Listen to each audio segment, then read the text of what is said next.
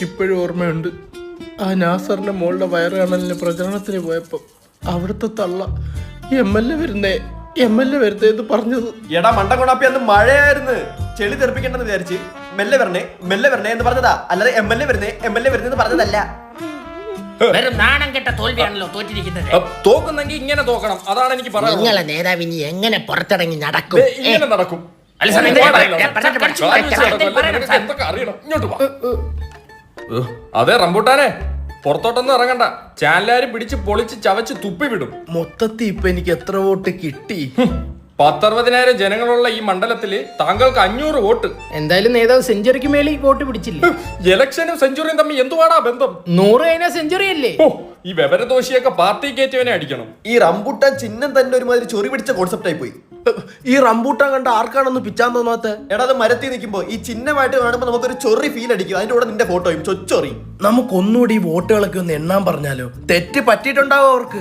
മോനെ 1, 2, 3 വോട്ടിനല്ല തോറ്റത്. എങ്ങനെ എണ്ണീട്ട് 400 സംതിങ് വോട്ടേ ആവുന്നുള്ളൂ. നാണക്കേട് വിചാരിച്ച് അവർ 500 റൗണ്ടാക്കി പുറത്തു വിട്ടേ. ഇനി വോട്ടിന്റെ എണ്ണം കൂട്ടണമെങ്കിൽ എണ്ണ അറിയാത്ത എവ എണ്ണണം. 5 എത്രടാ? 55. ആ കണ്ടാ, നീ ജയിച്ച്. ഒരു പ്രചരണം ഒന്നും പറഞ്ഞ് എന്തൊക്കെ അവരാതോടാ കാണിച്ചു കൂട്ടിയത്. രാവിലെ ഷെഡ് ഇടാതെ ഷെഡിൽ കളിക്കാൻ പോകുന്നു, വിളിക്കാത്ത കല്യാണത്തിന് പോയി ഉണ്ടെന്ന്. ആ കലാശക്കൊട്ടിന് കൊടിയിട്ട് ഇറക്കി 2 ദിവസം ഞാൻ കുഴതെറ്റി വീട്ടിയിരുന്നു. ഇനിയിപ്പോ കൊലയൊക്കെ വെട്ടി വീട്ടിലങ്ങ് കൂടാം. പാർട്ടി നിർബന്ധിച്ചിരുന്നെങ്കിൽ മുഖ്യമന്ത്രി ആവാൻ ഞാൻ തയ്യാറായിരുന്നു. നീ മുഖ്യ വേറെ വല്ല ആയന എന്നെ കൊണ്ട് പറയിക്കല്. എന്താടാ? എടാ എന്റെ കൂടെ വാടാ. പിതാവേ, പിതാവാ? തമിഴ്നാട്ടിൽ നമ്മുടെ അണ്ണൻ തന്നെ CM.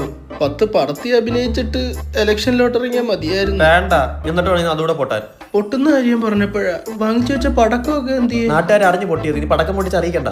അല്ല, സൂക്ഷിച്ചു വെച്ച അടുത്ത ദീപാവലിക്ക് എടുക്കാമല്ലോ. ദീപാവലിക്കൊക്കെ ഇനി സമയമുണ്ട്, അപ്പോഴത്തേക്ക് തണുക്കും നീയും പടക്കവും. 2 ഇന്നോവ കാറാ ബുക്ക് ചെയ്തേക്കുന്നത്. മൂന്നാർ നല്ല ക്ലൈമറ്റ് എന്നാ പറഞ്ഞേക്കുന്നത്. കുടുംബസമേതം വിട്ടോ, കറങ്ങിയിട്ടൊക്കെ വന്നാൽ മതി.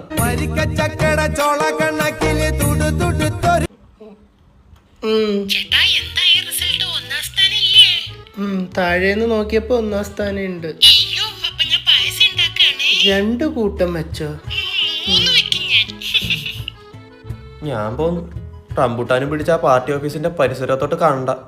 പായസം വീട്ടിൽ എത്തിച്ചിരുന്നാ മതിയേ.